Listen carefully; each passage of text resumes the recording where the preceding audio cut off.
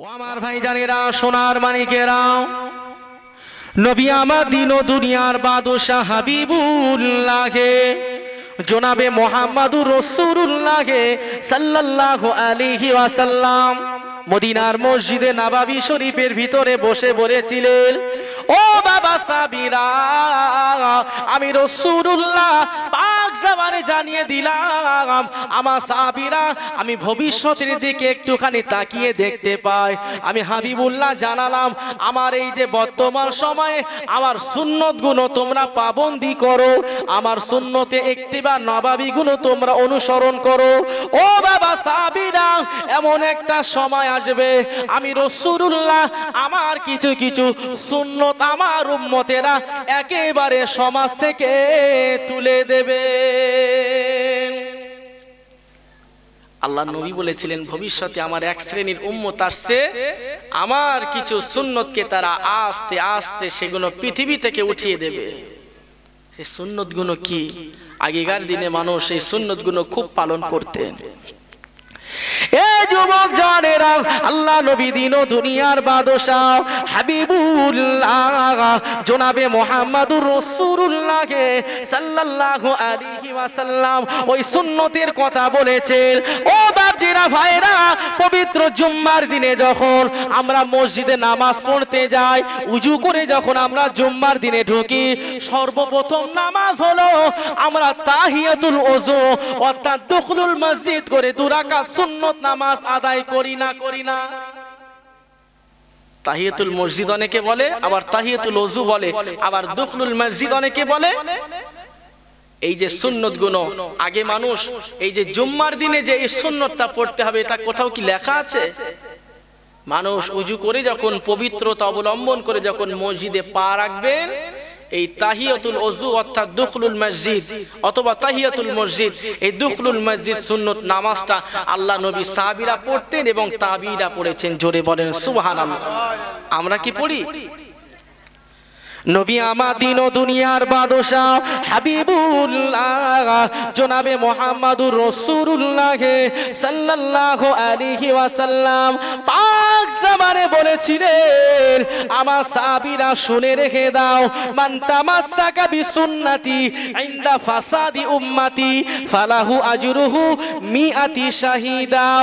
এ জওয়ান যুবকেরা, ও সোনার মায়েরা যুবকেরা, আমার নবী পাক জবানে বলেছিলেন, আমার এমন একটা সমাজ, আমার এমন এক শ্রেণীর দুর্বল উম্মতেরা আসছে, ও বাবা সাহাবীরা, আমার কিছু সুন্নতকে তারা একদম মেরে ফেলবে, আমার ওই সুন্নতের কথা তারা ভুলে যাবে, আমার ওই সুন্নতকে তারা অনুসরণ করবে না, আমার ওই সুন্নত ইত্তিবাই নববীকে তারা ভুলে যাবে।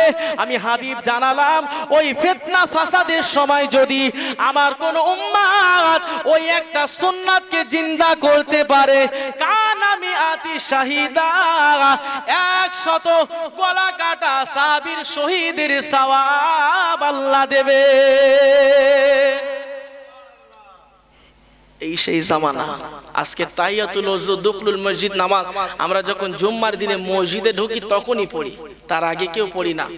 কিন্তু যে প্রত্যেকটা ওয়াক্তই ফজর, জোহর, আসর, মাগরিব, ইশা, এই যে ওয়াক্তগুলো আমরা মসজিদে ঢুকছি, ওযু করার পরে আমাদেরকে সর্বপ্রথম কাজ হলো ওই দুটো নামাজ, ওই নামাজটা আমাকে পড়তে হবে, 2 রাকাত দুখুলুল মসজিদ, এটা অবশ্যই পড়তে হবে, এটা রাসূলুল্লাহর একটা সুন্নত। আচ্ছা বাবাজি বলেন, এই সুন্নতটা সমাজে আর প্রচলিত আছে? মানুষ মসজিদে গিয়ে বসে পড়লেই বাঁচে নাকি? ওযু করে হাত পা মুছে একদম মসজিদে বসে পড়েছে, ব্যাস। নবী আমার দিন ও দুনিয়ার বাদশাহ হাবিবুল্লাহ জনাবে মুহাম্মাদুর রাসূলুল্লাহ সাল্লাল্লাহু আলাইহি ওয়াসাল্লাম পাক জবানে বলেছিলেন, আমার সাহাবীরা আমার কিছু কিছু সুন্নাত নামাজের পরে এবং নামাজের আগে পরে চলতে ফিরতে কিছু সুন্নতকে তারা একেবারে মেরে ফেলবে, ওই সমস্ত সুন্নতের কথাই তারা ভুলে যাবে। এই জওয়ান যুবকেরা, আমরা যখন আসরের নামাজ পড়তে যাই, ওই আসরের নামাজ পড়ে ইমাম সাহেব আমাদের দিকে ঘুরে বসে না?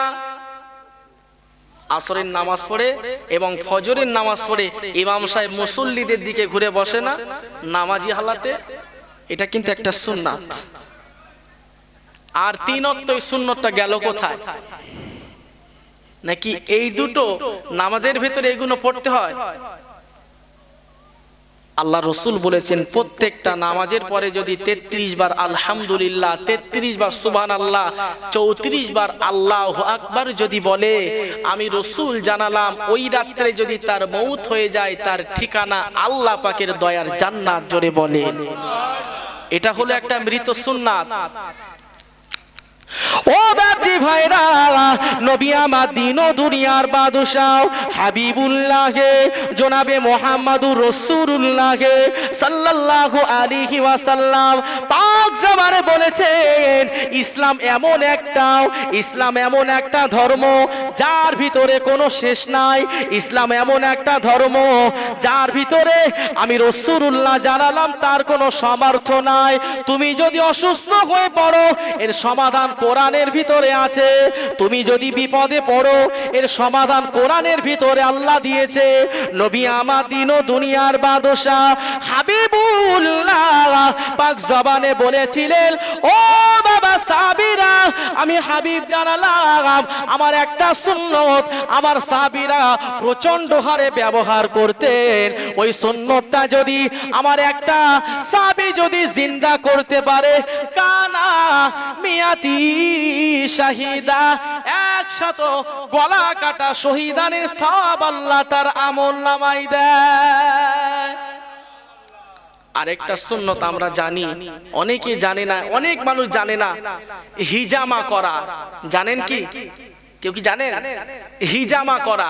যদি বলেন হুজুর এই হিজামাটা কি, আবার আল্লাহ রসুল বলেছেন হিজামা এমন একটা ঔষধ, এমন একটা চিকিৎসা যে মানুষটা উপর হয়ে শুয়ে থাকবে এবং তার পিঠের উপরে এমন একটা ইনজেকশন আছে যে সুই দ্বারায় তার শরীরের বদ রক্তগুলো বার করে টেনে টেনে চুষে নেবে।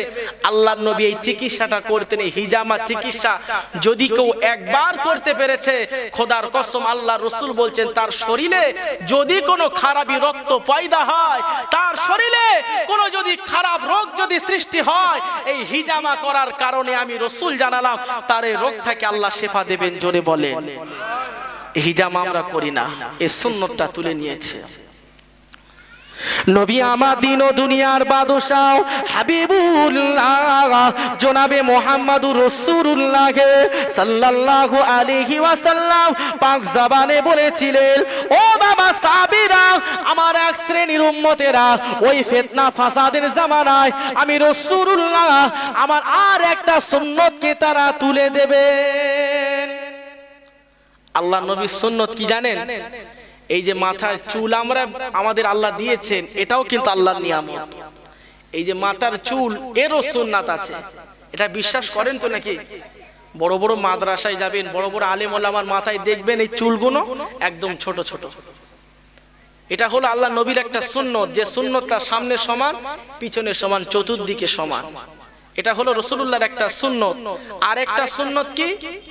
এই যে কানের নতি আছে এই পর্যন্ত, যে বাবলি চুর আমরা বলি, এই কানের নতি পর্যন্ত রাখতে হয়, এটা হলো একটা সুন্নত।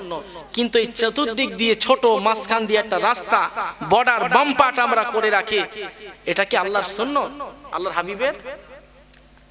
তাহলে আজকে যুব সমাজ এগুলো করছে কেন? এই সুন্নতটা আমরা একদম মেরে ফেলেছি। আল্লাহ রসুল বলেছেন এই সমস্ত সুন্নত গুলোকে জিন্দা করো। এই সমস্ত সুন্নত গুলো আমার ওই সমস্ত সাহাবীরা ভুলে যাবেন।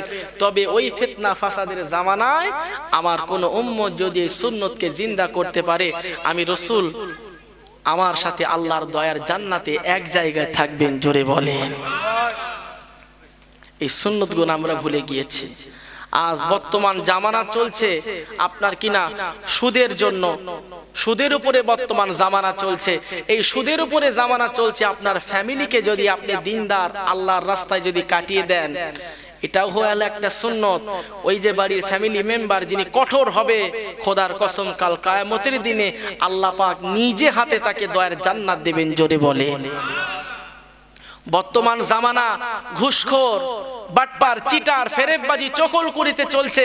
কিন্তু আপনার ফ্যামিলিকে যদি আপনি ঠিক রাস্তায় রেখে দেন, আপনার ফ্যামিলি মেম্বার হয়ে যদি আপনি আপনার পরিবারকে ঠিক রাস্তায় যদি চালান, এই বাপকে কাল কিয়ামতের দিনে তুলবেন এবং ওই বাপকে বলা হবে, বলো ওই দিনে তুমি তোমার ফ্যামিলিদেরকে নিয়ে কোন পরিচালনা করেছিলেন, কোন পথে তাদের আদেশ করেছিলেন। আমি যদি মিথ্যা বলি, এই যে ডান কাঁধে আছে কিরমান আর বাম কাঁধে আছে কাতিবিন, এই ফেরেশতা ভিডিও রেকর্ড করছে।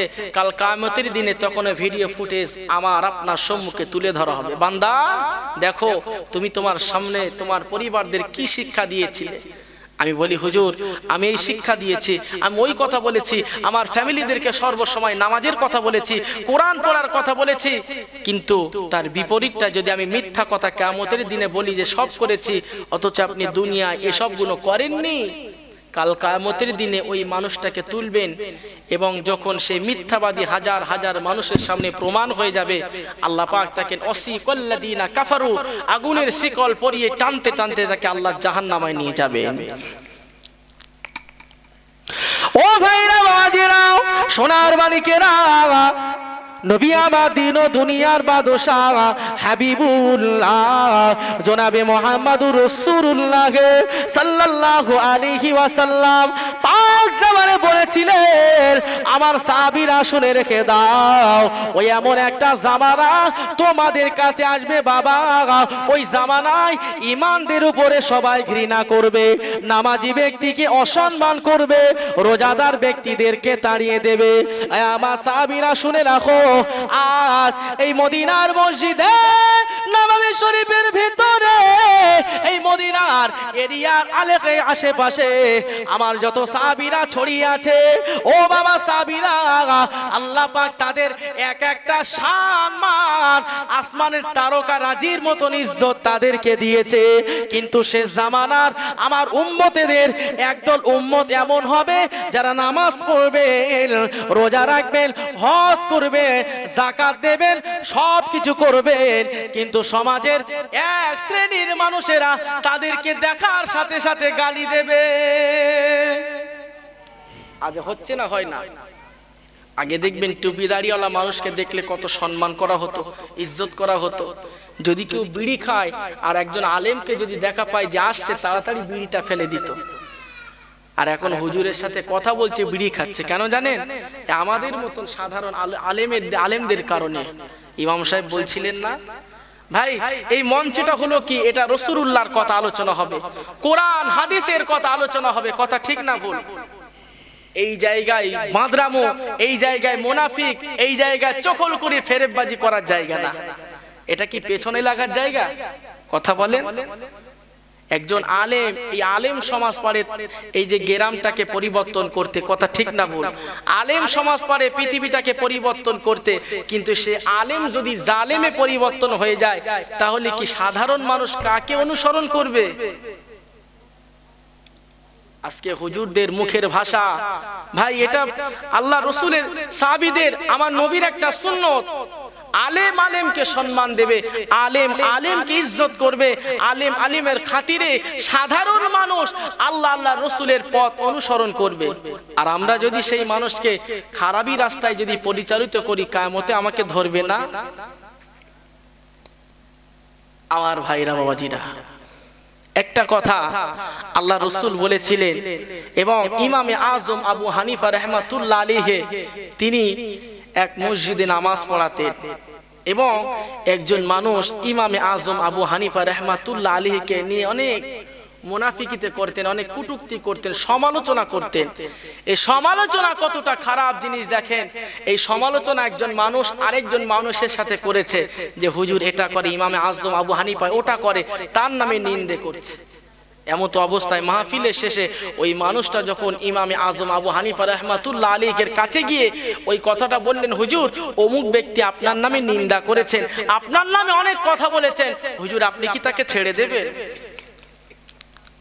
আমার আপনার ইমামে আজম আবু হানিফা রাহমাতুল্লাহ আলাইহি বলেছিলেন, ও ভাই মুসলমানেরা, আমি ইমামে আযম পাক জবানে জানিয়ে দিলাম যে মানুষটা আমাকে নিয়ে কটূক্ত করেছে, আমি আল্লাহর কাছে ওই মানুষটার নামে দোয়া করব। আমি যদি এই মজলিসে বসে আরেকজনকে নিন্দা করি, আমি যতক্ষণ তার নামে নিন্দা করব খোদার কসম আমার সওয়াব হবে না। এই মজলিসে বসে আছি, মেম্বারে আছি, তো কি হচ্ছে, আমার কোনো সওয়াব হবে না, বরঞ্চ আমার আমল নামা কেটে কেটে যার নামে সমালোচনা করছি তার আমল নামায় দিয়ে দেবেন। জোরে বলে। তাহলে যে আমরা আলেম ওলামা যে সমালোচনা করি, সে কি জানে না যে কার নিয়ে সমালোচনা করছি? কি হাদিস কোরআন পড়েনি? কি গো বাবাজি, কথা রাগ হচ্ছে নাকি? সে কি হাদিস কোরআন পড়েনি?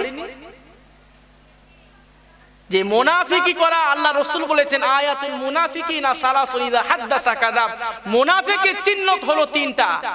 কটা? তিনটা। কথায় কথায় মিথ্যা কথা বলবে, জিনা করবে, কথায় কথায় আল্লাহর দিয়ে কসম কাটবে, এবং ওয়াইদা তুমিনা খন আমানতের মাল খেয়ানত করবে। এরাই হলো মুনাফিক। যাক, আমি ওই দিকে যাব না। এই শবে বরাতের মাসের সম্পর্কে আজকে আলোচনা হবে। আজ এই বরকত সম্পূর্ণ মাসে আল্লাহ পাক আমাদেরকে বাঁচিয়ে রেখেছেন। এই মাসের কত বড় আল্লাহ নিয়ামত দিয়েছেন দেখেন। আমার ভাইয়েরা, বাবাজিরা, সোনার মানিকেরাও, নবী আমার দিন ও দুনিয়ার বাদশাহ হাবিবুল্লাহ জনাবে মুহাম্মদুর রাসূলুল্লাহ সাল্লাল্লাহু আলাইহি ওয়াসাল্লাম, ও বেঈমানেরা, আল্লাহ নবী আমার মদিনার জমিনে যখন হিজরত করে গিয়েছেন, মদিনার কিছু মুনাফিক সাহাবীরা, আব্দুল্লাহ ইবনে উবাই নামে একজন শয়তান ছিল, আরো বিভিন্ন সাহাবী ছিল যারা আমার নবীর সাথে খুব সুন্দর মহব্বত ভালোবাসা এক থালায় খাওয়া দাওয়া করতেন। অবশেষে দিন শেষে মুহাম্মাদের উম্মতেরা মদিনায় যে সমস্ত কার্যকলাপগুলো চালাতেন, ওই কথাগুলো গোপনে গোপনে আপনার কিনা মক্কার বেঈমান কুরাইশদের কাছে মুনাফিকি করে লাগিয়ে দিতেন। মুনাফিক সাহাবীরা ছিল মদিনায়, যারা আমার নবীকে প্রকাশ্যে নবী বলে মেনে নিতেন, অথচ আমার নবী যে কাজগুলো করতেন, কোথায় যুদ্ধ করতে যাবেন, কোন রাস্তা দিয়ে যাবেন, কখন যাবেন, কিছু কিছু বেঈমানেরা তখন তাদের কাছে গিয়ে বলে দিতেন মুহাম্মদ এই রাস্তায় যাবে, এখান থেকে গেলে মুহাম্মদকে তোমরা হত্যা করে দেবে।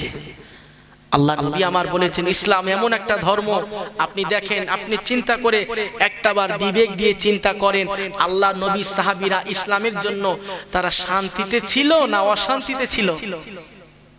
ধরে বলেন, শান্তিতে ছিলেন অশান্তিতে? তারা রক্ত ঝরিয়েছে না এসি ঘরে ঘুমিয়েছিল? রক্ত ঝরিয়েছে।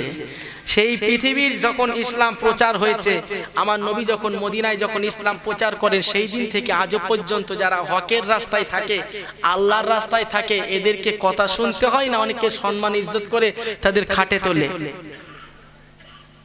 এই হকের রাস্তায় থাকতে গিয়ে কত মানুষ, কত আল্লাহর ওলিরা জীবন দিয়েছেন, কথা ঠিক না ভুল? ইসলাম এমন একটা জিনিস, এটা সাধারণ ভেবে আসে নাই। কত মারপিট, কত লড়াই, কত যুদ্ধ করার পরে ইসলাম আমাদের কাছে এসেছে, আর আমরা তো না চেয়ে না দিয়ে আমাদেরকে আল্লাহ পাক ইসলাম দিয়েছেন, কথা ঠিক না ভুল? সাহাবীরা ইসলামের জন্য কি করেছে? আল্লাহ নবী যখন মদিনার জমিনে ইসলাম প্রচার করা শুরু করেছেন, ও বেঈরা বাবাজিরা, মাসটা হলো রজব মাস। এই শাবান মাসের এক মাস আগে ওই মদিনার জমিনে অনেক সম্প্রদায় ইহুদি নাসারারা ছিল আমার নবীকে হত্যা করার জন্য। মুহাম্মদ আমাদের ধর্মটাকে মিথ্যা বলে প্রমাণ করে দিয়েছেন। ও বেঈরা বাবাজিরা, আল্লাহ নবী আমার নবীকে বিভিন্ন পন্থায় বেঈমান মুনাফিকেরা আমার নবীকে দাওয়াত করে ওই বেঈমানদের ঘরে আমার নবীকে নিয়ে গিয়েছিলেন। আমার নবীর জন্য ছাগল জবাই করে দিয়েছিলেন, এমনকি ছাগলের ভুনা গোশত আমার নবীর সামনে খেতে দিয়েছিলেন। ও সোনার বাইনা যুবকেরা, এই জওয়ান যুবকেরা, আমার নবীকে হত্যা করার জন্য আল্লাহ নবীর খাদ্য বিষ মিশিয়ে দিয়েছিল। আল্লাহ নবী সাহাবীরা খাওয়া শুরু করেছেন। নবী আমার যেই না খাওয়া শুরু করেছেন, সাহাবায়ে কেরাম খাওয়া শুরু করেছেন। আল্লাহ নবী সাহাবীরা যেই না খাচ্ছেন, বুঝতে পেরেছেন মদিনার বেঈমানেরা আমার নবীর খাবারে বিষ মিশিয়ে দিয়েছেন। ও বেঈমানেরা, আমার নবী কষ্ট পাবেন, আমার নবী আঘাত পাবেন, আমার নবী ব্যথা পাবেন। এই কারণে মদিনার ওই সমস্ত সাহাবীরা আমার নবীকে বলেননি, ওই সাহাবীরা খাওয়ার সাথে সাথে তাদের আল্লাহর রাস্তায় তারা শহীদ হয়েছে।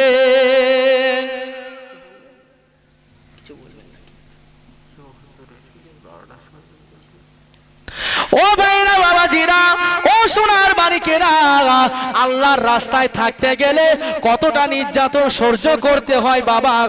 একটা বার বুকে হাত দিয়ে চিন্তা করেন, ইসলাম অত সহজ জিনিস নয়। আমার নবী মদিনার জমিনে আমার নবীকে আরেকটা সম্প্রদায় দাওয়াত করেছেন, ইয়া রাসূলুল্লাহ, হাবিবাল্লাহ, হুজুর আপনি আমার বাড়িতে আসুন, আমার বাড়িতে আসুন, আপনাকে আমরা প্রাণ ভরে খাবো। আল্লাহ নবী যেই না আপনার কিনা দাওয়াত বাড়িতে যাবেন, আল্লাহ পাক ওহির মাধ্যমে হযরত জিবরাইল আমিনকে পাঠিয়ে দিয়েছেন। ও ফেরেশতা জিবরাইল, ও ফেরেশতা জিবরাইল, আমার হাবিবের কাছে চলে যাও, আমার হাবিবকে বলো, আমার হাবিব যেন অমুক দিনে ওই তারিখে ওই সম্প্রদায়ের বাড়িতে যেন দাওয়াতের জন্য না যায়। আল্লাহ নবী যেই না দাওয়াতের জন্য যাবে, আমার নবীকে হুঁশিয়ারি করে দিয়েছে, ইয়া রাসূলুল্লাহ, হাবিবাল্লাহ, হুজুর যাবেন না। আল্লাহ নবী আমার দেয়ালের গায়ে পিঠ ঠেকিয়ে যেই না খাবেন, মেহমানদারির ব্যবস্থা করবে। আমার নবীকে হত্যা করার জন্য মুহাম্মদ ইসলামের দাওয়াত দেয়, মুহাম্মদ কলেমার দাওয়াত দেয়।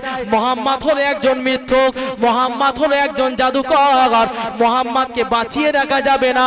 মক্কার জমিন থেকে টিকতে পারলো না, মদিনার জমিনে চলে এসেছে। ও ভাইরা বাবাজিরা, ওপর থেকে বড় পাথর নিয়ে আমার নবী সোজাসুজি যে জায়গায় বসে আছে ওই জায়গায় পাথরটা ছুঁড়ে দিলেন, আমার নবীর গায়ে আঘাত লাগবে।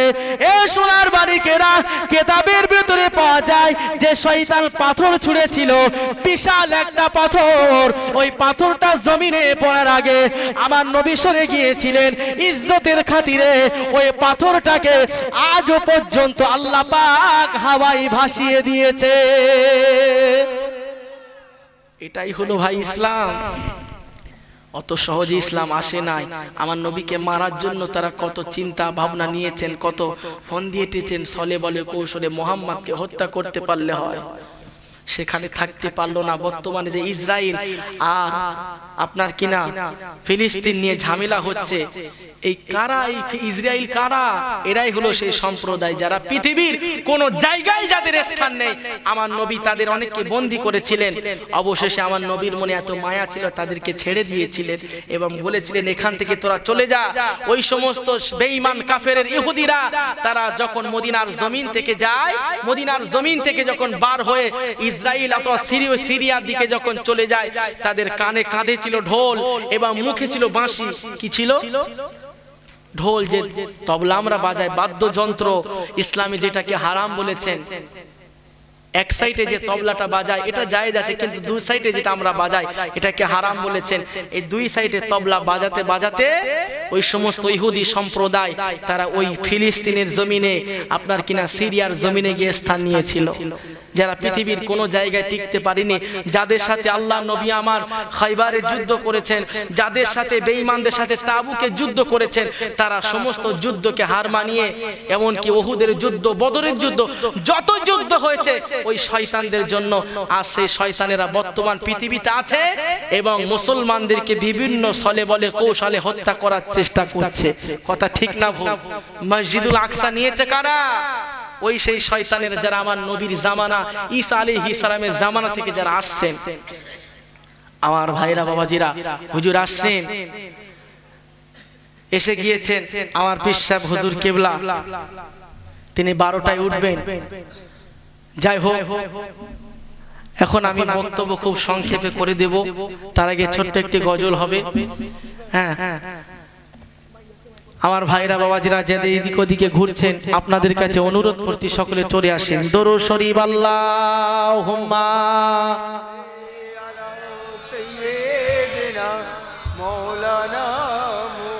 ওয়া আলা আলি সাইয়্যিদিনা